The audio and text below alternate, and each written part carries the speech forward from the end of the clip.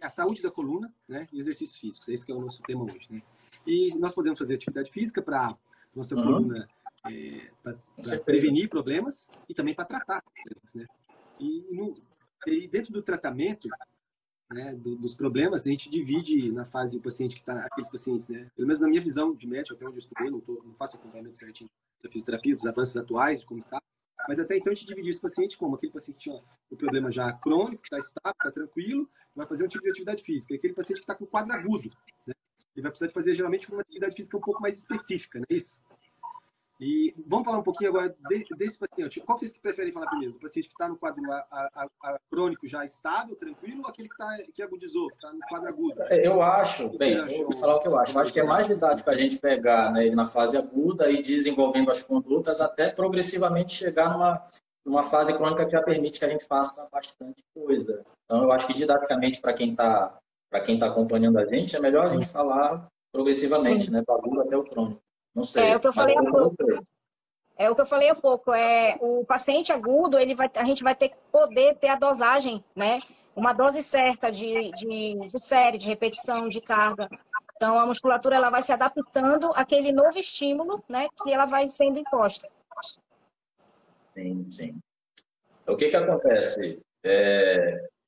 Uma coisa que eu sempre falo, não só para os pacientes, como para os alunos também, porque tem muita gente que pensa que tem o exercício milagroso, né? Aquele exercício tem que fazer parte do protocolo, porque é ele que vai ajudar toda e qualquer pessoa. Na verdade, não existe. O que acontece é que existe o exercício indicado para determinada situação e determinada pessoa. Então, numa fase aguda, né, Dante, Michele, o que muitos dos nossos pacientes pensam, por exemplo, com hernia discal, é que eu tenho que repousar, eu tenho que tomar a medicação e não fazer mais nada. Mas o que acontece? Se você utiliza um exercício isométrico, por exemplo, de ativação, o exercício que você vai conseguir recrutar a musculatura, só que sem trazer movimento ali para aquela coluna. A pessoa vai ter uma ativação muscular, ela já inicia um trabalho muscular, sem necessariamente prejudicar a lesão. E, inclusive, o que os estudos mostram muito é que a atividade isométrica ela tem efeito benéfico sobre a dor, não somente na estabilização do core, por exemplo, mas a nível cortical. Então, a gente já inicia na fase aguda, né, o exercício. Com certeza. Ativa também os anti-inflamatórios, né? E aí isso vai melhorando a questão mesmo de dor. É como se fosse um remédio mesmo. Sim, sim. Acaba sendo, né? Porque tem efeito benéfico sobre a dor. Mas é aquela situação. Saber indicar, saber o determinado momento e para o melhor paciente, né? Numa fase aguda, para um paciente um pouco mais idoso, isometria. Talvez numa fase aguda para um paciente mais jovem, a gente já, inclusive, começa a fazer exercícios um pouquinho mais específicos, com carga e por aí vai. E, por exemplo, assim, tinha um momento, eu não sei se isso mudou, mas tinha um momento que a gente fazia exercícios específicos. A gente conseguia dividir esses pacientes em quadros agudos, né, de lombalgia, lombociatalgia, em 4 grandes grupos, né? E cada grupo desse ia fazer um tipo de atividade. Por exemplo, aquele paciente que ele está com mais contração da musculatura, que a musculatura está tensa, está dolorida, talvez esse paciente seria um paciente bom para ganhar flexibilidade, se isso não causasse dor para ele, né? Aqueles pacientes que tinham uma tendência com hérnias de disco a centralizar o quadro de dor, a gente ia fazer outro tipo de atividade. Já o paciente que tinha uma dor mais irradiada, né, que quando ele fazia flexão e a dor descia, a dor descentralizava, irradiava mais, a gente tendia a fazer mais manobras de tração. É isso. E como que está isso hoje? E tem aquele paciente também que você vai ter que fazer um mix de cada coisa, né? Aquele paciente que você vai ter que ganhar um pouco de fortalecimento, aquele que você vai ganhar um pouco de flexibilidade naquele momento. Eu sei que assim, na fisioterapia não existe uma regra de bolo, né? Você sabe mais ou menos o que vai acontecer, né? Você tem mais ou menos uma ideia, né? Mas você não tem aquela regra de bolo, esse paciente está com hernia de disco, aquele outro também está com hernia de disco, eu vou fazer o mesmo movimento, o mesmo exercício para cada um. Isso pode mudar enormemente, né? Esse paciente é melhor com flexão, esse é melhor com lateralização direita, e eu vou aproveitar isso que ele tem de melhora nesse movimento e vou aplicar mais, até para conseguir ativar um pouco essa musculatura, para ele não ficar tão parado, né? Uma coisa é fato, a gente tem uma situação hoje em dia que atividade física, movimentação é fundamental, né? O paciente está numa crise terrível, está com muita dor, vai ficar só parado. Meu amigo, é um parado relativo e é muito pouco tempo. Abaixou um pouquinho a poeira, vamos fazer atividade física. Vamos estimular essa musculatura, vamos estimular movimento, porque movimento sim. é remédio. Dante, por isso, Dante, João, então, é por isso que numa fase dessa a gente tem que conhecer bastante o paciente, né? Aí que vem a nossa avaliação, e porque cada caso é um caso, né? Então a gente avalia, a gente vê a quantidade de força, a gente vê a quantidade de flexibilidade, a gente vê a quantidade do qual é a amplitude que ele está tendo, se ele está tendo uma baixa amplitude, uma baixa força, e a gente vai introduzindo para cada paciente esse tipo de tratamento, né? Esse aqui precisa mais de força, então é como se fosse uma anamnese todos os dias. A gente chega e fala assim, como é que você está? Você está bem? Melhorou aqui? E assim por diante. Sim. Complementando a Michelle, respondendo a tua pergunta, é importante a gente avaliar, né? Inclusive, essa situação da gente protocolar o exercício passa muito pelo processo de avaliação. Mas respondendo a tua pergunta, Dante, a gente costuma utilizar, a minha linha de trabalho é fazer o mix, como tu falou, né? A gente vai trabalhar muito a flexibilidade, mas uma coisa que eu trabalho muito é a mobilidade. Tem movimentos Sim. que a pessoa consegue fazer por ela mesma. Tem movimentos que ela vai precisar de uma força externa para ser feita, aqueles movimentos próprios da articulação. Deslizamento, descompressão, são movimentos que a gente faz pelo paciente. Então, a gente costuma trabalhar isso muito nas terapias manuais. E isso tem efeito muito positivo sobre a dor. Então, ganhar flexibilidade, ganhar mobilidade, movimentar, como você falou, é remédio. A OMS já concluiu, né, que movimento é remédio. E, obviamente, né, se a gente deixar a pessoa bem flexível, uma mobilidade boa, mas não criar uma camada muscular para estabilizar aquilo ali, a gente perde o nosso resultado. Sim. Então, eu acho que o trabalho ele é bem mais amplo. Se fosse uma receita de bolo, Dante, todo profissional de sucesso, todo mundo seguiria aquilo e teria resultado, né? E não é, muito mais complexo. É algo multifatorial, a gente precisa de um tratamento multifatorial também. Verdade. E assim, sabe o que eu vejo no meu consultório, do outro lado, por exemplo, você está com o paciente, você acaba vendo o paciente 2, 3 vezes por semana, às vezes até mais. Você tem um contato maior com o paciente, contato, né, inclusive físico, né? Você tem que botar a mão na massa. E assim, o paciente volta comigo às vezes uma vez por mês, aí chega comigo, doutor, eu vou trocar de fisioterapia. Essa fisioterapia está me causando dor. A minha dor não está melhorando. Em alguns casos, a gente tem que ver, caso a caso, né? Mas eu vejo assim, não troca de fisioterapia. Você tem que chegar para o seu fisioterapeuta, a gente vai analisar o caso, né? Você vai chegar para o seu fisioterapeuta e vai falar para ele o que está doendo. Esse movimento me causa dor. Aumenta a minha dor. Você tem que chegar para ele e falar. Sim. Não adianta você guardar para você e fazer o movimento que ele está te mandando fazer. E pronto. Entendeu? Isso o que vocês acham dessa posição? Gente, tem que falar. Você está com dor, esse movimento não está legal? Tem um limite para isso? Não, você tem que aguentar essa dor que ela vai passar uma hora. Eu acho que essa situação. Não, pode falar, João. Não, primeira dama. Pode falar. Não, eu acho que Mas isso é o nosso consultório, entendeu? E a paciente chega às vezes, Dante, eu vou trocar de fisioterapia. Eu acho assim que isso vale tanto para o fisioterapeuta quanto o educador físico, né? Às vezes eu vejo muito na sala de musculação o aluno fazendo exercício e não gostando do que está fazendo porque está tendo uma certa dor. Eu acho que o feedback entre o aluno e o professor, entre o fisioterapeuta e o paciente, eu acho que isso é muito importante. Porque senão você vai ficar mudando e você não vai chegar a nenhum ponto positivo do seu tratamento. Então, isso aqui, eu acho que o feedback ele é extremamente importante. Com certeza. Complementando a Michelle, uma coisa que a gente faz diariamente, quando a gente recebe o paciente, é fazer como se fosse uma reavaliação rápida. Como é que você está? O que você sentiu de ontem para hoje? Quanto que você está de dor? A gente sempre deixa tudo bem anotado, tudo bem evoluído, tudo bem escrito, para ter esse suporte diário.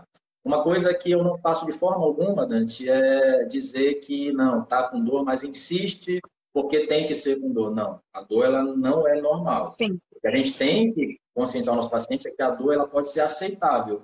Se o nosso paciente é sedentário e ele não fazia atividade física ou esportiva e a gente entra com uma conduta de fortalecimento, é esperado que amanhã ou daqui a 2 dias ele vá sentir dor. Mas é esperado, a gente avisa ele que isso pode acontecer. Sim, com certeza. Mas a gente não diz que a dor é normal. Então, a gente tem que respeitar o limite de dor, até porque tem exercícios que são muito seguros. Exercício de ponte, exercício de prancha, isometria disso, daquilo. Mas o exercício o limiar de dor, ele muda de paciente para paciente. Então, sempre tem que deixar isso tudo bem claro para não ter essa situação como você mencionou, né?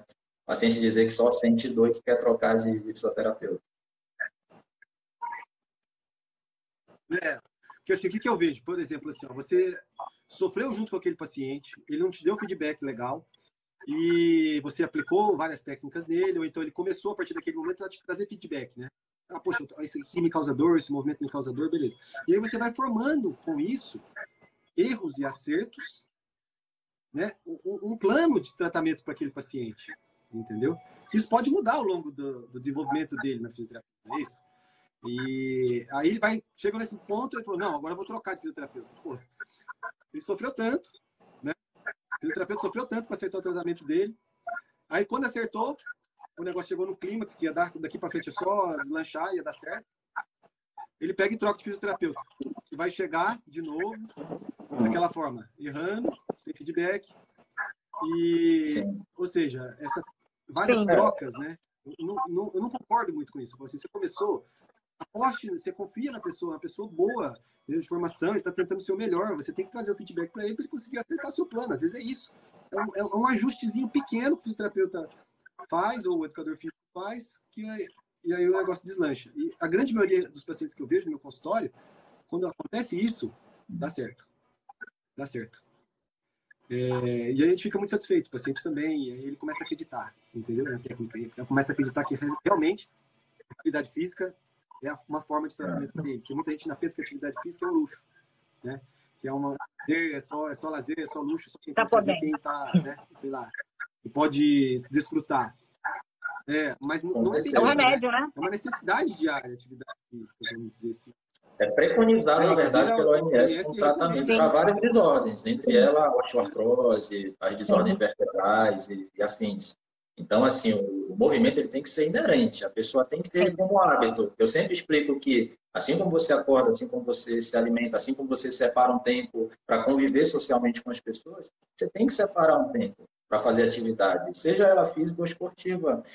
Porque é aquela situação, às vezes a pessoa está com uma dor e ela, ao invés de fazer atividade, então até, Dante, ao invés de buscar tratamento, ela se automedica e fica em casa, isso só piora o problema dela. Então, é como se fosse um hábito, a pessoa tem que criar um hábito, tem que separar um tempo, assim como ela separa para tomar banho, por exemplo, ela tem que separar para fazer uma atividade física assim. E assim, perguntando assim para vocês, teve muita gente que perdeu, né? Perdeu o time da atividade física, não fez quando jovem, chegou numa certa idade, começou a ter problema de coluna, dores, e aí eu pego e lanço a ideia da atividade física para ele, como uma forma de tratamento, no consultório. Essa pessoa às vezes olha para mim, poxa, doutor, eu não tenho valor nisso até hoje, você quer que eu faça daqui para frente, por 60 anos, inicie uma atividade física? Qual é a opinião de vocês? Você acha que é tarde para começar uma atividade física? Ou, qual que é o manejo que a gente fala? Não, realmente não, fica à toa mesmo. Eu digo que o músculo é o único órgão jovem, né? Do corpo humano. Então, assim, a gente pode ter 100 anos, mas se a gente estiver estimulando essa musculatura, ela vai estar respondendo. Então, uma das coisas que eu sempre falo para pessoas que, tipo, nunca na vida tiveram exercício físico. E, vamos supor, 70 anos, vem comigo, eu nunca fiz e eu não quero, porque isso. Então, a gente vai convencendo, né, com bases científicas, que isso é uma coisa boa, que a musculatura vai responder. Porque eu acho que antigamente, o que diziam? Que depois dos 30, ninguém ganha mais massa muscular. Era isso que a gente ouvia. E hoje em dia a gente não tem mais essa ideia, né? Em cima baseado em artigos científicos. Dante, eu sou suspeito para falar, porque eu trabalho com esporte, né? E assim, não é qualquer esporte, esporte é a nível profissional, alto desempenho, cobrança de torcida, cobrança de técnico, cobrança de empresário, cobrança do próprio atleta. Então, se eu te disser que eu não acredito em exercício físico em qualquer idade, eu vou estar mentindo. É muito difícil não ter o exercício físico como aliado, né? Para a gente é fácil falar isso, mas realmente para alguns pacientes nunca fizeram, é difícil ter esse processo de aceitação. Então, o que acontece? Eles criaram a famosa cinesiofobia, né? A pessoa tem gordofobia. Sim. E no caso, eles estimulavam isso. Você tem um problema na coluna, foi diagnosticado aqui que seu disco está baixo. Então, você não pode... Aí já criavam na cabeça do paciente, foi encontrado aqui uma protusão discal. O cara já cria, não posso fazer mais nada, tem que ficar só parado. E, ou seja, você está alimentando um quadro de dor para esse paciente, entendeu? A única solução que vai ter para ele vai ser chegar para o médico, a gente, doutor, me opere, porque não tem mais jeito. Porque tudo que poderia ajudar aquele paciente, por exemplo, o disco, tá ruim, não vai voltar, vai ficar bom. Sim. É só dali para pior conforme os anos passam. A gente sabe disso, faz parte do envelhecimento. O osso, beleza, tudo bem, talvez não tenha mudado, ele não está com osteopenia nem com osteoporose ainda, mas que vai acontecer se ele ficar parado. Vai acontecer, né? E a musculatura é o único que pode ajudar, ele está perdendo. Ou seja, tô ainda ganhando peso, porque ele ficou sedentário e está só se alimentando, né? Por exemplo, não vamos falar que a alimentação está ruim, tá mesmo. Mas o metabolismo de quem não faz atividade física é menor, ou seja, o que ele comer vai ser sempre acumulado. E Dante, mal uma ressalva até. Mal ele sabe que se ele for falar que ele quer se operar de qualquer jeito, que ele não aguenta mais no pós-operatório, o que vai ser indicado para ele? Exercício. Ele não tem como fugir. Então, é assim, a cirurgia, obviamente, vai ser corretiva, vai ser feito o processo cirúrgico, mas o pós-cirúrgico é tratamento fisioterapêutico, é exercício, é mobilidade, é fortalecimento. O exercício é pro resto da vida, senão ele vai operar outro lugar. Exatamente. O disco que a gente deixou a prisão ali, parou de movimentar, o vizinho vai ter a doença do disco adjacente. Para operar outra parte. Ele vai voltar no outro ano no consultório, se ele não fizer uma boa recuperação, pedindo cirurgia para outro dia. Então, assim, é mais fácil olhar o super na coluna, né? Então, assim, a gente tem que ajudar a conscientizar essa situação de atividade física como uma coisa importante no dia a dia, né? Sim, é importante, inclusive, o que a gente não usa, a gente perde, é isso? Se não usa a musculatura, a gente perde. Se a gente não usar a nossa cabeça, a gente vai perder. A gente sabe que a atividade física também ajuda nisso, né? Ajuda na memória, ajuda no desenvolvimento cerebral, ajuda a melhorar a nossa parte cognitiva. O bem-estar, né? Melhora a depressão. Tem inúmeras vantagens que a gente tem. Bem-estar, melhora a qualidade do sono, né? Que é outro pilar super importante de estar fazendo uma atividade física. E as pessoas chegam muito no meu consultório com dores generalizadas, doutor, até meu cabelo dói. E você vai analisar, o cara não se alimenta bem, a pessoa não está se alimentando bem, não está dormindo bem, tem quadros, às vezes, de associação com depressão e ansiedade, que também, né, vem junto, e dores crônicas. E, infelizmente, a coluna acaba sendo eu falo para meus pacientes assim, a coluna é como se fosse um para-raio. O que tiver de errado no corpo acaba dando na coluna. Né? Vocês já perceberam uma situação dessa? Por exemplo, um paciente que tem tendência, por exemplo, tem uma situação muito ruim, um câncer, por exemplo, vai metástase óssea. Para onde vem primeiro? A grande maioria vem para a coluna primeiro. Né? Uma infecção, infelizmente, acaba indo, pegou estruturas articulares, ósseas, a chance de ir para a coluna é muito alta também, entendeu? Quando ela vem pela rede sanguínea. Então, assim, a coluna é um para-raio, e dores também. O cara tem dor crônica. Vai chegar achando que a coluna dele, que é a raiz de todo o problema das dores dele, do fio de cabelo até a unha. Mas ele não leva em consideração que o estilo de vida que ele vem tendo, né, não ajuda a ele estar bem. Na verdade, o organismo dele, a visão que eu tenho, não sei se vocês têm uma visão parecida, o organismo dessa pessoa está dando um alerta em formato de dor. Um sintoma, né? Por enquanto ainda, um alerta inicial. Ele tem que mudar uma atitude dele, que ele está fazendo errado no corpo dele, mudar uma atitude para conseguir, né, depois ter desligar o alerta. Mas é que a pessoa veio, às vezes, no meu consultório procurando um remedinho milagroso. Né? Doutor, vai passar um remédio, uma receita para mim. Um antibiótico para a coluna. Vai passar um antibiótico para mim que eu vou curar. Entendeu? Aí esse remédio, a medicação que eu vou passar, ele vai tomar poucos dias, mas o organismo vai desenvolver também um processo de adaptação para poder fazer com que aquela medicação não funcione tão bem mais quando funciona nas primeiras vezes. Ele vai ter que tomar um outro remédio que faz já da gastrite, diminuir a função renal, pode predispor a hipertensão, né? E no futuro, sei lá, o fígado já não funciona tão bem mais. Então, tudo isso é super importante, porque é a doença já crônica, né? Então, nós falamos aqui, essa parte inicial, a fase aguda, né? De tirar o paciente da fase aguda, ou seja, atividade física, entramos no consenso. É importante também para a fase aguda daquele paciente de dor. Não é isso? É importante, lógico. As dosagens exatas e com acompanhamento de um profissional que entenda disso. Né? De um fisioterapeuta, de um educador físico. Eu vejo assim, muito nessa parte, a visão do fisioterapeuta. Entendeu? Porque ele vai ter um cuidado diferenciado com a dor. Não estou generalizando. Tem que muitos educadores físicos têm esse cuidado, mas o paciente de fase aguda, eu acho que ele estando na mão de um fisioterapeuta naquele momento é fantástico.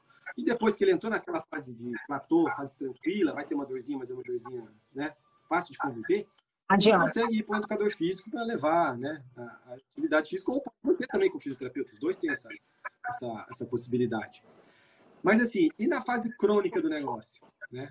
Ele tem um problema de coluna, a coluna não curou, porque não vai curar, o disco vai continuar baixo da coluna dele, vai continuar escuro, aquele disco da coluna, a coluna dele vai continuar ainda instável, que são fases do envelhecimento da coluna, né?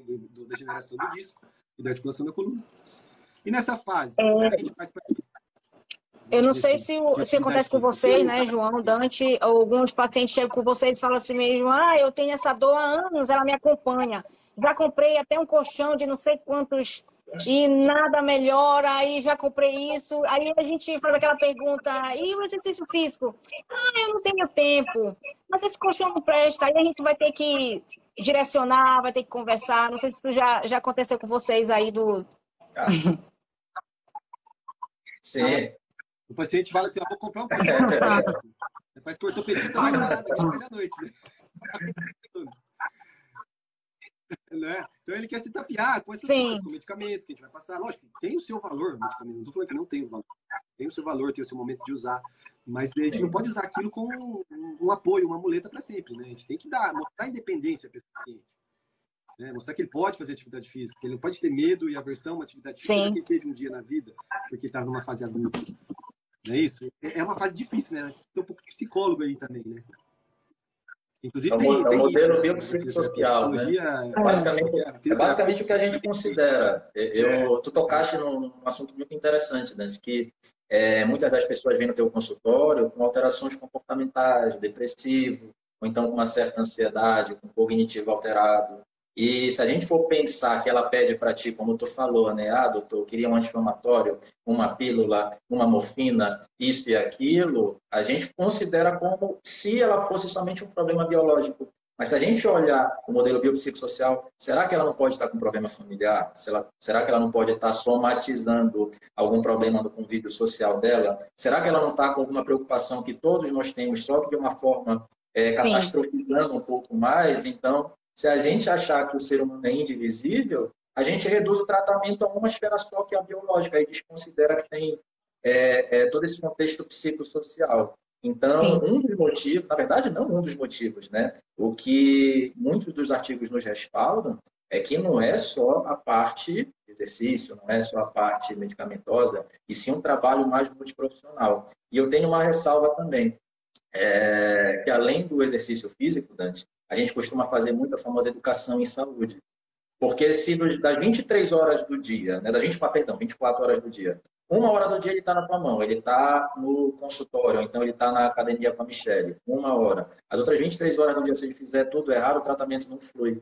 Então a gente tem que educar esse paciente com os hábitos, né? Então, quando fala de coluna, um tratamento bem mais amplo do que parece. Não.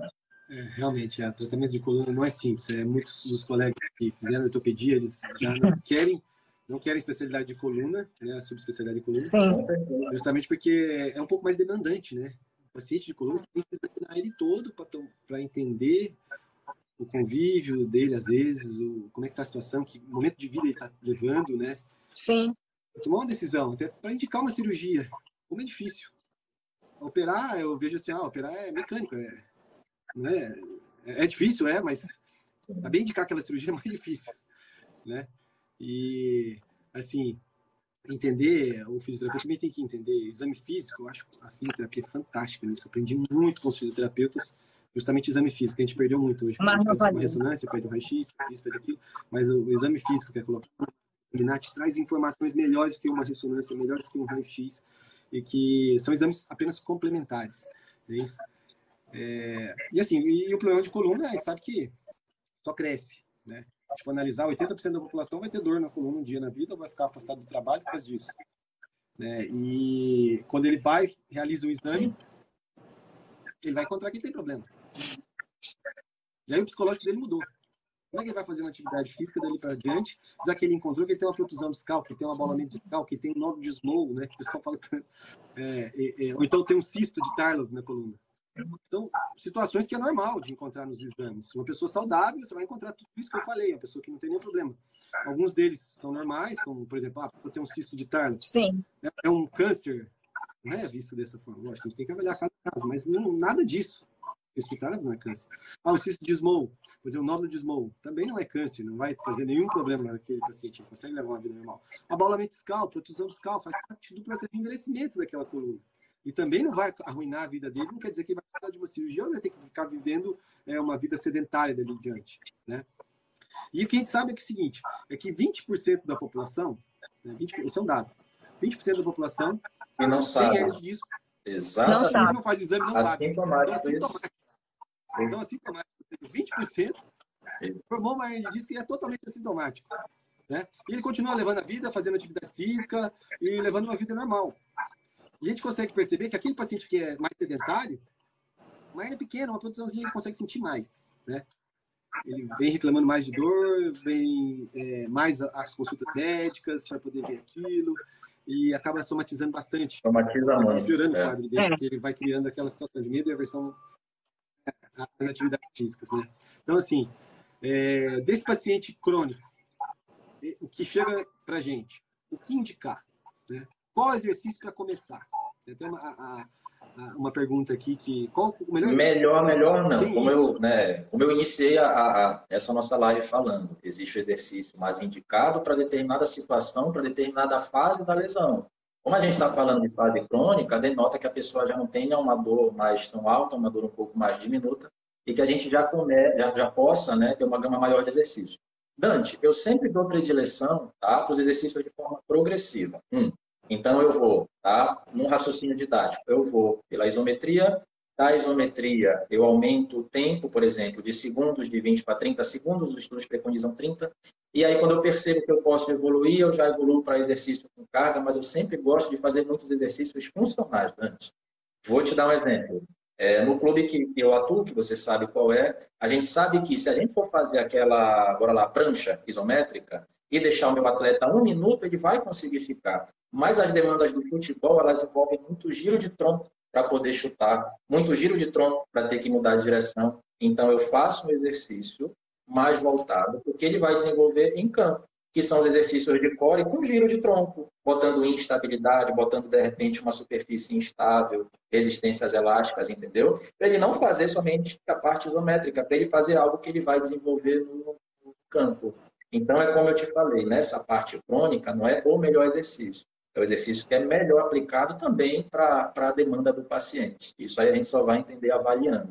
Mas eu, basicamente, vou da isometria à isotonia, da isotonia à isotonia com carga e sempre os exercícios mais funcionais, que envolvem, né, uma parte sensório-motora maior.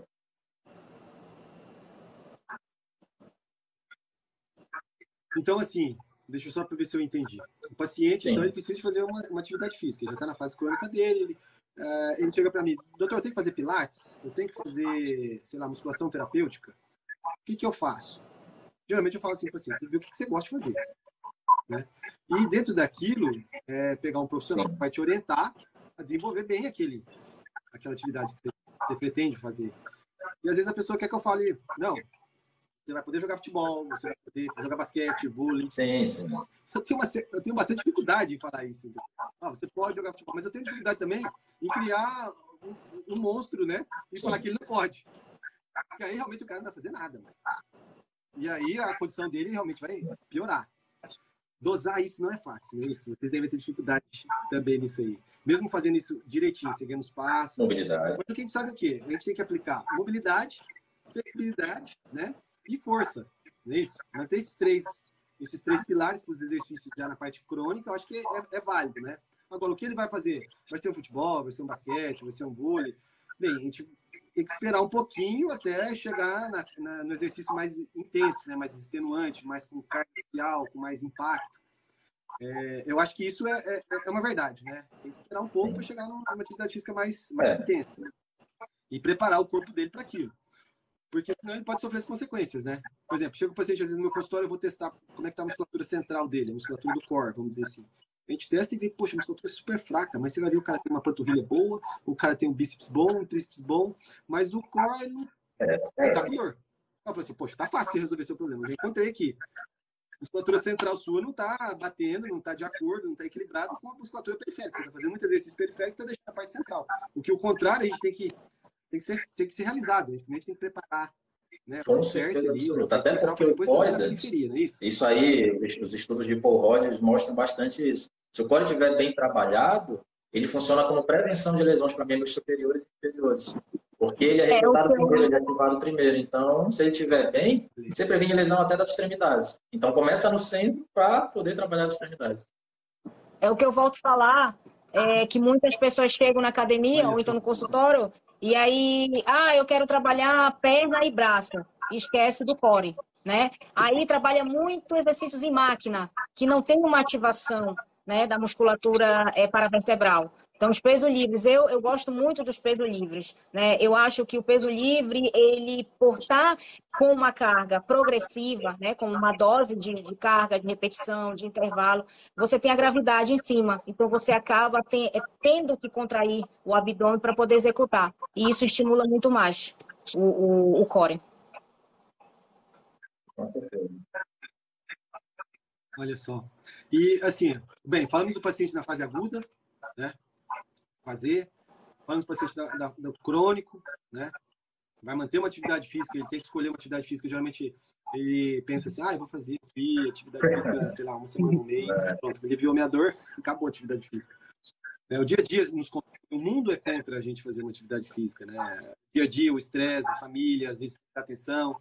E não é fácil, te consome todo aquele dia, você não consegue trazer a importância de separar uma hora por dia para uma atividade física. Sim. E aí vai voltar a ter dor, né? Daí, se ele vai voltar. Ele vai perder aquela musculatura, o disco de articulação vai a atividade física ela precisa ser regular, né? Ela tem que ter uma regularidade. Então, o ato de você determinar, né, que você vai parar de fazer atividade física porque a sua dor melhorou, a dor é só um sintoma, ela é um indicativo de uma coisa. Então, você parando de fazer atividade física por causa disso, vai voltar tudo. É porque a musculatura ela é ingrata com a gente, né? A gente passa muito tempo para crescer isso aqui de musculatura e quando a gente para, a gente ganha gordura. Então, a gente sempre tem que estar... Isso. Você trabalha 3 meses para ganhar aí pronto, aí volta a dor. Realmente. Perdeu tudo. Então, assim, e o paciente de pós-operatório? Né? Esse paciente é um pouco mais difícil. Mas eu vou falar para ele ficar parado só. Entendeu? O que eu faço com um paciente pós-operatório? Por exemplo, artrodesou o nível da coluna L5, S1, ou lombar baixo, L4, L5, ou L5, S1. Um nível. O que fazer para proteger essa coluna dele? Bem, vou falar um pouco da minha parte. O que a gente tende a fazer hoje?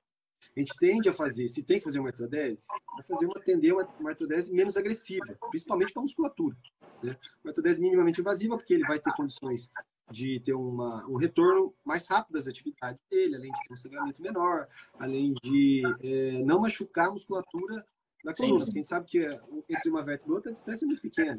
Então, o músculo que serve essa, vai servir essa também. Se eu faço uma cirurgia aberta, que a gente fazia muito, a gente coloca afastador em tudo aqui, a musculatura eretora da coluna, eu estraguei. Eu estraguei dessa, vai estragar das outras todas. Não vai funcionar normal mais, né? E o que a gente tenta fazer é isso. Tentar fazer uma cirurgia menos agressiva, menos invasiva, que machuque menos a musculatura e preserve o máximo possível isso para ele conseguir fazer um rendimento bom, não só no pós-operatório, mas depois, quando ele puder fazer uma atividade física mais intensa, né? Mas essa fase aguda, o que eu faço para ele? O que eu falo para ele fazer? Entendeu? Vocês têm mais ou menos assim uma situação de que fazer para esse paciente? Primeiro, lógico, analgesia, tirar esse paciente da dor. Nos primeiros dias, vamos dizer assim, ele vai ter uma dificuldade para deambular, né? Fazer um treino de marcha, melhorar a condição dele, até porque ele está tomando, às vezes, ainda medicação. Sim. Constipação, né? Tudo isso acontece. Dante, primeiro, a gente considera que o paciente, né, não só nessa situação do pós-cirúrgico, mas ele é multiarticular. Então, se por causa de uma artrodese na L5, S1, ele fica totalmente parado em repouso, além dos problemas provenientes da artrodese, ele vai prejudicar as outras articulações. Então, de início, numa fase aguda, digamos que tu libera o paciente para o atendimento domiciliar na primeira semana. A gente ainda considera que, como tu falaste, ele vai estar com dor, vai estar com dificuldade para deambulação, ele pode ainda estar constipado, e isso também faz gerar mais dor ainda, mas a gente já começa a trabalhar membros inferiores, mobilidade de quadril, mobilidade de joelho, mobilidade de tornozelo. Às vezes, a própria resistência manual, Dante, você pedir para ele fazer determinado movimento em membro inferior, mas quanto uma resistência manual pequena, já faz esse sangue circular, já melhora as vias de dor, e já começa a ter mais funcionalidade, enquanto a gente vai protegendo aquela região da coluna que tu fizeste o procedimento cirúrgico, a gente vai atuando em outras articulações. Eu, na fase inicial, na primeira semana, eu já começo dessa forma. O trabalho dos membros superiores também é importante, né? Porque ele vai ter que se apoiar, ele vai ter que levantar devagar, ele vai ter que ter uma força nos braços. Então, a gente tem que fazer essa circulação mesmo, circular da cabeça até os pés. Então, a gente acaba trabalhando isso. E aí, ele começando a movimentar, vai começar a funcionar o corpo dele de novo, né? Ele estava parado, intestino parado. Prejudicada, né? Sim. Bem pequena, curta, prejudicada, né? A circulação dele também não estava tão boa. Então, assim, ele voltando a fazer atividade física, fazer movimentação, vai melhorar tudo isso, o intestino vai voltar a funcionar, que é uma coisa super importante também, que não leva em consideração, mas o paciente que fica muito tempo constipado no pós-operatório, o paciente que vai ter mais dor, inclusive, na cirurgia que fez. Fica pressionando, né? Então, o intestino interfere nisso também. Está tudo interligado. A gente quer... E tem que considerar que é foco de infecção também, né, Dante? Se aquele intestino ficar retendo muitas fezes por muito tempo, às vezes por uma semana, aquilo, além de pressionar a lombar atrás, se torna um foco de infecção. E aí, Deus o livre, perder a cirurgia por causa de infecção, nem pensar, né? Perder para infecção não é simples, não. Não é fácil. São inúmeras coisas que a gente tem que já lutar, né? De riscos, benefícios e tudo mais. Exatamente. Então, é uma ressalva que eu sempre faço. Tem que estimular para justamente atuar nessa questão intestinal. Não somente pela dor, mas também pelo Deus do livre perder a cirurgia. Assim, por mais que seja uma cirurgia que leve... Porque a cirurgia de coluna de artrodese, de fusão, ela demora, né, até cicatrizar o osso direitinho, né? Vamos dizer assim, os primeiros 6 meses são 6 meses difíceis, mas isso não pode ser só 6 meses, de 3 a 6 meses acontecer, essa fusão. Ela pode demorar até 2 anos para acontecer. E se eu for esperar o paciente acamado ou parado, sedentário, 2 anos, vai ser bem difícil cuidar dele nesse pós-operatório de recuperação, e vai ser difícil depois fazer ele voltar para uma atividade física. Ele perdeu muito massa muscular, perdeu muita mobilidade, que ele podia estar rendendo melhor. Então, exercício de membros inferiores, ele pode, não é isso? Uma extensora, uma flexora, uma adutora, uma abdutora, né, com a coluna paradinha, sem movimentar. Sim. E de forma isométrica, sim, respeitando a dor, obviamente, ativando, palpando ali a musculatura. Ó, é esse músculo aqui que eu quero, porque a potência corporal, ela faz força com todo o resto do corpo, menos onde a gente quer. Então, essa parte de educação em saúde, ó, vamos palpar, é aqui, põe o dedo aqui, eu quero aqui. Vamos, força, mantém. É conscientizar que é aquele músculo. De forma isométrica, respeitando a dor, a gente já inicia. A gente já inicia também. Formiguinha. Isso não é fácil, mas assim, é um trabalho de formiguinha, né? Não é fácil. Conscientizar aquele paciente lá, às vezes você fala assim, nossa, eu consegui conscientizar esse meu paciente, né? Que está junto, que está próximo. Imagina conscientizar mais pessoas que a atividade física é fundamental. Não é simples, né, gente? É um trabalho bem difícil, mas é uma coisa que eu sempre bato na tecla no meu consultório. Você chega querendo muita medicação, mas eu sou menos é mais, entendeu? E passar mais para ele, fazer uma atividade, né, ativa, né, do que esperar e ser tanto paciente de querer pegar só uma receita, né, de medicação e ficar se entupindo de medicamentos. Então não é simples. Nosso tempo aqui também já está... Eu queria te fazer uma pergunta. Como eu estou vendo a entrada de muito jovem aqui na live, isso é um assunto que apetece realmente os jovens, porque eu vou rapidinho vou tentar sintetizar por que eu queria tocar nesse assunto contigo. Lá no clube, a gente tem pego cada vez mais os jogadores de idade infanto-juvenil, sub-15, sub-17 e sub-20, já com problemas de coluna, que antes, na minha prática, a gente não pegava tanto. Tu falaste ainda agora que tu tens visto cada vez mais incidente às desordens lombares, né? Perdão, lombares não, as desordens vertebrais. Tu tem visto isso aumentar o número na população jovem também, na tua prática clínica?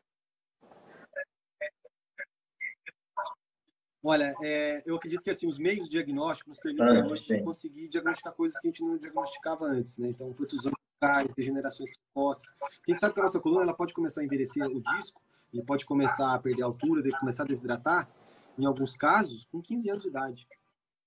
Eu já operei, assim, um paciente com 18, com uma hernia de disco grande.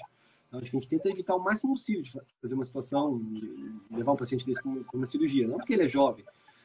A gente tenta tratar de forma conservadora. A gente sabe que a grande maioria das hernias de disco são de tratamento conservador, não cirúrgico. Apenas as exceções que são cirúrgicas. Mas realmente acontece isso. Não, eu consigo perceber isso, mas a gente não sabe exatamente se é uma questão genética do paciente, se é uma questão de estilo de vida que a gente vem levando, se é alimentação, o que está predispondo mais, ou se é os métodos diagnósticos que a gente está tendo com mais facilidade hoje em dia para trazer esse diagnóstico exato. Ó, você tem uma hernia de disco, né? Você tem uma protusão discal, você teve uma lesão aqui, entendeu? Mas é uma dúvida, uma dificuldade que a gente tem hoje. Mas a gente percebe, sim, que tem pacientes cada vez mais jovens com problemas de coluna. Às vezes chegam pacientes lá, escolares, bem novos. Ah, por que a gente acha que é uma escoliose, né? E pode acontecer, com grande facilidade. Mas o paciente chega com dor. É novo que já nasce velho. Sim, eu perguntei porque a gente tem visualizado muito, né? E aí eu queria saber se é uma realidade na tua prática também. Cada vez indivíduos jovens com alterações a nível de coluna.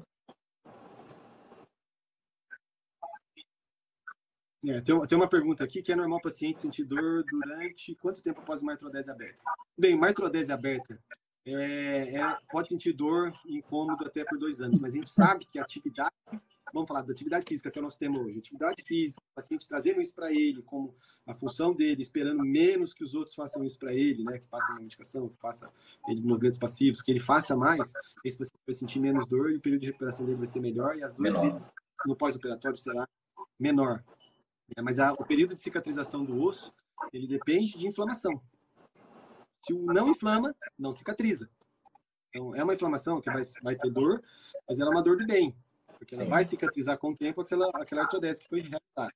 Agora, tem que ver também caso a caso, né? Pode ter que a musculatura machucou bastante, mas tem atividade física para ele, tem como recuperar, tem como ajudar com a musculatura que está ali com a mesma função parecida, né? Tocaste um assunto importante, Dante. Como aquilo ali precisa do exudato inflamatório para cicatrizar, é um dos motivos pelo qual, hoje em dia, a gente basicamente contraindica o uso de gelo nessas fases de reparo, de pós-operatório, né? A gente sabe que o gelo, no domínio popular, ainda é muito usado, mas ao invés de vasoconstringir, a gente precisa vasodilatar, a gente precisa mandar suporte de circulação para aumentar o processo de reparo. Então, na nossa prática clínica, a gente tem usado cada vez menos o gelo, cada vez menos mesmo. Tem uma paciente aqui que fez uma artrodese cervical, estão com dores crônicas. Bem, a artrodese cervical, fiz fisioterapia, mas só piorou. Tem que ver caso a caso. Né? Tipo de fisioterapia, tipo de cirurgia. É difícil de falar assim, quantos níveis de cirurgia, por que indicação, operou aquele nível, mas tem outros níveis já bem degenerados, a musculatura está tensa, está muito inflamada. Tudo isso a gente tem que levar em consideração para saber por que a cirurgia mais a fisioterapia não deu certo. E rever a questão da fisioterapia que foi realizada também. Olha, uma pergunta do Fabrício Pinagri, bem interessante. Como conduzem... A gente sabe que o Fabrício é ortopedista, corredor, joga futebol, fantástico. Então, ele está perguntando aqui, como conduzir pacientes praticantes de atividade física de impacto, como corrida, crossfit, né, e futebol. Ele quer saber como conduzir o tratamento, é isso? Como conduzir esses pacientes. Como conduzir os pacientes que têm problema na coluna, né, praticantes de atividade física, como impacto. Futebol, eu falo para ele parar, entendeu? Não. Problema na coluna, eu falo para ele parar. Cessar a atividade não, porque a gente já comentou ao longo dessa live toda que a atividade física esportiva ela é benéfica. A gente só precisa avaliar e determinar a fase que o paciente está, fazer um tratamento onde 85%, 90% vai ser baseado em exercício e reavaliar esse paciente, mas pedir para cessar a atividade, a gente só tem que readaptar ela, Dante. Numa situação do CrossFit, vou falar sobre o CrossFit. Existem determinados exercícios para o CrossFit de alto impacto ou de alta carga que eles vão precisar ser readaptados. Mas também tem exercícios dentro do CrossFit que são plenamente indicados, entendeu? Então a gente só precisa readaptar. Cessar a atividade não, só readaptar. E se o paciente tem um problema e está bem, né? Por exemplo, assim, ele está bem, está sem dor, ele está praticando o CrossFit dele. Sim, não. Eu vou falar para ele parar, né? Eu tenho atividade que... Não. Tu podes até falar, mas eu acho que ele não vai parar, talvez até troque de médico, porque isso acontece muito. Troca de profissional, não, o doutor mandou parar CrossFit, eu continuo CrossFit e paro com o doutor. Eu Geralmente eles tenho fazem. um parêntese para quem. Tem as duas coisas que acontecem. Mas o que eu falo é o seguinte, ó, você tá no CrossFit, tá dando certo, meu amigo?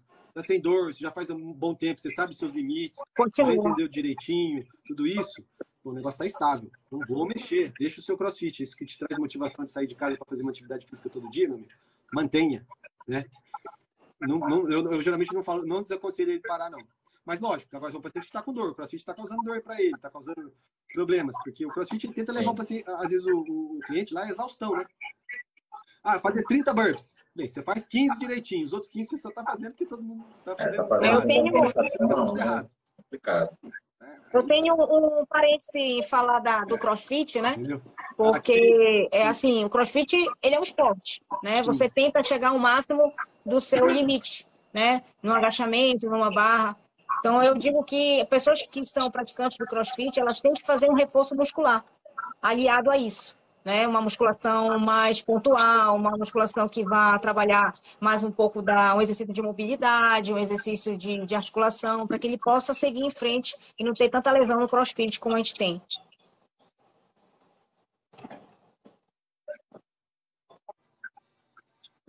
Acho que é isso, então. Tem uma outra pergunta aqui, que o paciente, depois de quanto tempo de artrodese que ainda pode sentir dor? Bem, pode sentir dor, o paciente com artrodese até é caso a caso, né? Pode sentir dor até para sempre, né? Mas o que a gente tenta fazer é melhorar a qualidade de vida através de estímulos, de atividade física, ou ele fez uma cirurgia na tentativa de melhorar a qualidade de vida, ou de evitar uma situação pior, entendeu? Compressão neurológica, compressão medular. Então, tem um objetivo ali por trás também, mas eu acho que o pós-operatório, gente, é fundamental. A recuperação, aquela fase de recuperação, os primeiros meses, principalmente, pode ser 2 caminhos. Ou melhorar, ou ser a ruína daquele tratamento. Entendeu? Então, perder esse fio da meada no pós-operatório, às vezes a gente perde muito tempo, né? Então, é importante estar junto com o fisioterapeuta, estar junto com o educador físico nesses momentos. Eu queria saber mais de escoliose. Bem, acho que tem outros vídeos Sim. mais dedicados à escoliose. Semana passada a gente fez uma live sobre isso, a gente vai colocar depois no tema. Bem, eu acho que é isso, gente. Tem alguma situação que vocês gostariam de levantar? Por quanto tempo a gente ainda tem? Discussão. Já está estourado. Então, eu acho que até que passou já, rápido, né? Porque a gente discutiu tanta coisa que... Ó, o gelo aqui, ó. Aquela pergunta de gelo. Fase aguda. Fase aguda, eu, assim, nas primeiras 48 horas só. A partir das 72 horas, não. 48 horas, sim, até usaria o gelo. Consideraria usar, mas a partir de 72 horas, não. A gente sabe que nessa fase já precisa de suporte circulatório. Então, vai confundir. Bem, estamos perguntando aqui, o tramadol, né? Serve para aliviar a dor na coluna por causa de escoliose? Bem, grande discussão, a gente falou um pouquinho sobre isso, dor na escoliose, semana passada, e assim, o tramadol é uma medicação para tratar dor, né? Um opioide para tratamento de dor, tem efeitos colaterais também, um deles é o tratamento, né? O intestino não funciona tão bem, e outros efeitos colaterais também que não deve ser usado a longo prazo. As medicações têm limites que a gente tem que colocar, lógico, alguns pacientes a gente tem que estender um pouco mais, mas na medida do possível a gente conseguir tirar e não depender de medicação, melhor. Escoliose, tem como tratar? Atividades, exercícios específicos para escoliose tem também, e a gente sabe que isso também trata a dor, melhora a qualidade de vida, melhora o sono, melhora de forma geral a vida da pessoa fazendo uma atividade física. Escoliose, né? Porque tem escoliose que tem que ficar parado, né? Mas fazer o exercício de forma bem orientada, o exercício certo, quem tem escoliose é importante. Gostei. Gostei da caneca do Remo, nossa. Bem, eu acho que é isso, gente. Aqui, ó. Quais atividades físicas mais adequadas pós cirurgia de correção de escoliose? Bem, aí. Atividade física pós correção de escoliose. Escoliose. A gente corrigiu totalmente aquela escoliose? Tá certinho? Tá alinhado? É um exercício físico. Não corrigiu ainda totalmente. Ficou um pouquinho ali, ficou desequilibrado. Tem que ajustar a questão de ombro, ajustar a questão de quadril ainda. Porque a gente, quando opera um paciente, principalmente correção de deformidade, tudo muda. A gente acha que muda só a coluna do paciente, não, tudo muda no corpo desse paciente. O espaço do coração muda, o espaço do pulmão muda, as costelas mudam, a musculatura que estão atreladas às costelas muda, as escápulas mudam, órgãos internos vão mudar de posição, quadril vai mudar de posição, a função do quadril. E como vem paciente no pós-operatório de escoliose ou de correção de coluna, com dores nos quadris, trochanterites. Porque o quadril tem que forçar a se adaptar à nova posição da coluna. Vai ser uma briga inicial, mas depois dá certo, não é isso? E tanto com o fisioterapeuta junto, ele vai saber o que fazer. A dosagem de analgesia, a dosagem de alívio de dor e a dosagem de reequilíbrio da musculatura para se adaptar à nova situação. Então, tem muita ciência por trás disso que tem que ser analisada. Deixa eu ver se tem alguma outra pergunta. Amigos, em relação ao core, parece que o fortalecimento excessivo desse grupo vem gerando um aumento da PIA, gerando assim um aumento da rigidez da lombar ou alguma estratégia para essa correção? O que vocês me dizem, gente? Isso daí... O Yunis, colega fisioterapeuta, perguntando. Em relação ao core, parece que o fortalecimento excessivo desse grupamento de músculos vem gerando um aumento da PIA, né? E que assim gera um aumento da rigidez lombar e que existe alguma estratégia para assim, essa questão do excessivo, né? Como eu falei, o exercício ele tem uma dosagem, né? Ele é que nem um remédio. Se você fizer uma dosagem maior, você vai acabar lesionando, você vai acabando fazendo o efeito contrário. E se você der uma dosagem menor, você não vai fazer efeito. Então, certamente a pessoa fez exercício demais para o core e não deu um descanso, né? Não teve um descanso de um exercício para o outro. Que as pessoas pensam que que o descanso não é exercício, o descanso é uma forma de exercício, porque ele está descansando ali. Então, na verdade, é isso, foi uma dosagem maior que ele obteve naquele grupamento muscular. Com certeza. O fortalecimento excessivo ele vai prejudicar não somente o core, né? Se você fortalece de forma excessiva qualquer grupo muscular, ele vai te trazer um desequilíbrio. Ele vai se tornar mais forte em relação ao grupo muscular antagonista a ele. Então, essa relação agonista-antagonista, a região da frente muito tensa, basicamente muito fortalecida excessivamente, ela pode prejudicar os paravertebrais laterais. Então, essa relação excesso, ela vai descompensar não só o core, né? Vários outros músculos agonistas e antagonistas aí.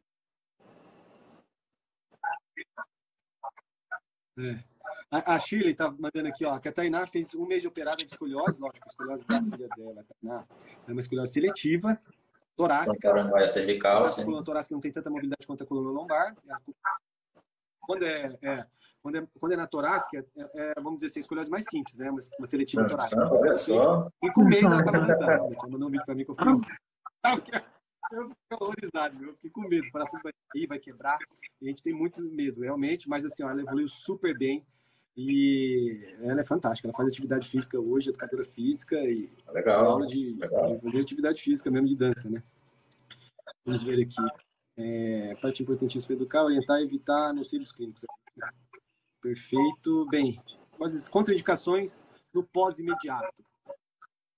Já acontece? Indicado no pós-operatório imediato. Vamos dizer Sim. assim. Atividade de alta intensidade. Sim. É isso? Impacto, eu acho que principalmente impacto, né? Eu acho que tem que ser contraindicado. Né?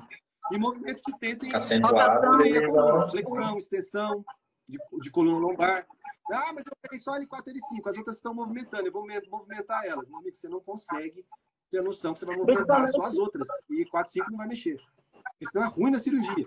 Arranca parafuso, quebra, tem falha de consolidação. Principalmente rotação de tronco, às né? Às vezes necessita de uma nova cirurgia. Rotação, isso. Então, assim, tudo bem dosado, com um fisioterapeuta que entenda de pós-operatório, um fisioterapeuta, um educador físico entenda também, e o médico esteja junto ali orientando. O ponto mais importante em pós-operatório: siga a orientação do seu médico, do seu fisioterapeuta. Não tente extrapolar aquilo. Gente, pode dar errado. Ah, mas deu tudo certo. Eu fui e fiz por minha conta. A gente fez muita coisa que a mãe mandou não fazer e se a gente for parar para analisar, deu errado, né? Não é que a gente é mãe, não, mas a gente entende um pouco mais o problema e a gente está mais preocupado com os riscos daquilo do que com aquele prazer instantâneo de estar fazendo. Bem, problemas mais jovens, você associa alguma coisa? Esse problema com mais jovens, você associa alguma coisa? Os problemas dos pacientes com degeneração mais jovens. Tem várias, né? A gente tem hipóteses. Eu acho que tem. No esporte, a tentativa de você aumentar o desempenho, ela te faz ter mais sobrecarga e te deixa mais propenso a ter lesão. Tanto que eu sempre falo, o pessoal que fala, eu vou fazer um esporte para ter saúde de atleta. Gente, o atleta ele pode ter um bom condicionamento, um bom fortalecimento, mas a articulação, essa questão, ser de atleta não é das melhores, não. Então, eu acredito lá, né, como eu falei, eu que levantei essa bola, eu que falei, então eu acredito a tentativa de aumentar o desempenho deixa eles mais propensos a ter um número maior de lesões. Um elogio para a Michelle, a melhor fisiologista. Fisioterapia informada psicologicamente, ó, legal. Isso aí, é isso aí que a gente estava falando, queria lembrar, esse é o nome, fisioterapia psicologicamente orientada, né? Informada psicologicamente.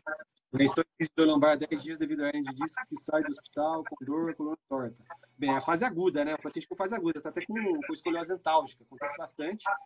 Bem, para esses pacientes, a gente tem que tomar um pouco mais de cuidado, fazer um exercício na dosagem certa, ser avaliado na dosagem certa, e às vezes que essas colunas estão tortas, ser avaliado por um fisioterapeuta, né, por um médico, para passar para ajudar a sair dessa fase de crise também, mas não acredito que só ficar parado por muito tempo vai te ajudar, isso aí vai te piorar.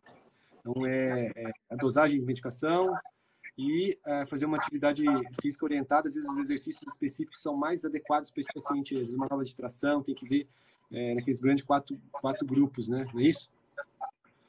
Capacidade de demanda, nosso corpo é adaptável. Realmente, a capacidade de adaptação do corpo é fantástica. Fantástica, né?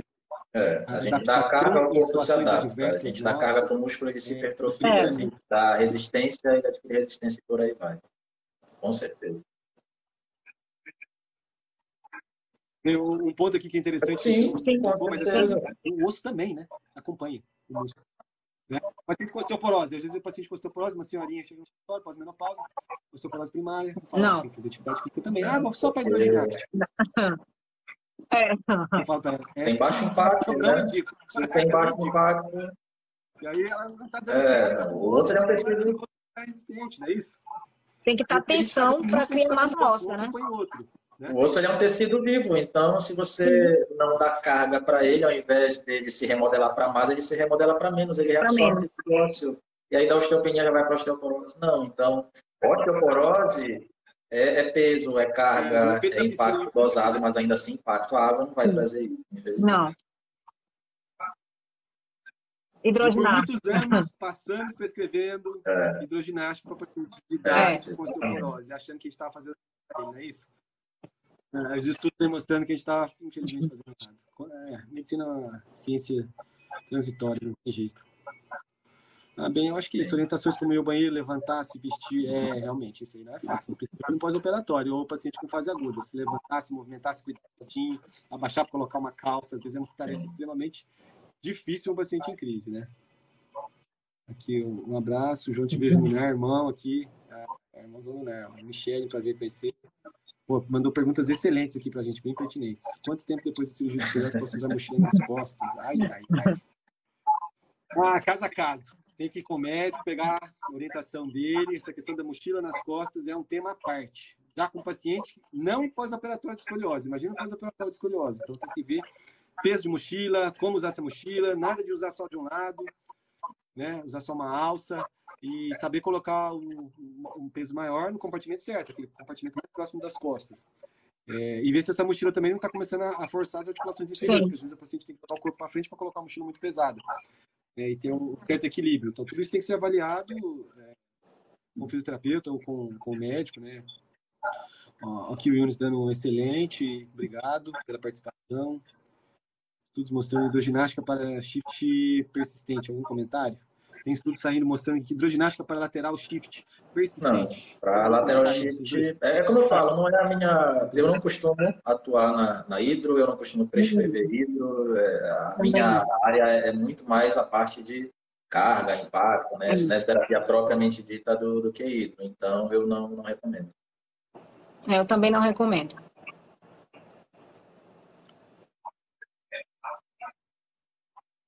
Corrida de leve, olha, eu acho que assim, acima de um bem de leve, tem que perguntar para o médico, tem que ser avaliado, o Arthrodese L5 assim, sem dores, a partir de quando posso iniciar uma corrida leve? Bem, eu acho que assim, não pode ser realizado de forma alguma menos de 6 semanas. Não. 6 semanas, 6 a 9 semanas, a 12 semanas é o tempo que a gente está esperando ali do seu corpo se adaptar para você começar a andar bem, sem um apoio, sem uma muleta, sem escorar em nada, ficar um pouquinho mais, assim, independente de fazer uma caminhada um pouco maior, nessas 6 semanas. E depois desse período, a gente pode avaliar 3 meses para frente, 6 meses para frente, caso a caso. Mas eu não recomendaria uma corrida agora, não. Com uma artrodese de coluna L5, S1, pode dar um negócio chamado subsidence, que é o queijo invadir para dentro do corpo vertebral, dependendo da carga axial. Mas seja uma corrida de leve, é uma coisa que pode acontecer. E é uma dor infernal. E não tem o que fazer, vai depois. Vou fazer uma outra cirurgia por cima, vai estender a zona de artrodese, vai ter e outra, submeter outros riscos. Né? Então, acho que não tem por que a gente submeter a riscos, Sim. não. A gente está aqui hoje discutindo saúde justamente para evitar riscos. Fazer de forma terapêutica, né? Diminuir a quantidade de riscos. Se não fizer de forma criteriosa, a chance de dar problemas são Fazer altas. Então, a chance de problema já existe, né? A gente ainda quer colocar uma situação ainda mais complicada. Então, bem, eu acho que é isso, né, gente? Poxa, obrigado. Acho que nossa discussão aqui, nossos argumentos foram fantásticos hoje aqui. Michele, fisioterapeuta, futura fisioterapeuta, educadora. Imagina, eu que agradeço. Obrigado pela participação. Pessoas que estão até agora aqui, obrigado pela participação. João, meu parceiro, foi meu fisioterapeuta, cuida do nosso me filho. deu trabalho. A lesão mais grave que poderia existir no joelho ele teve.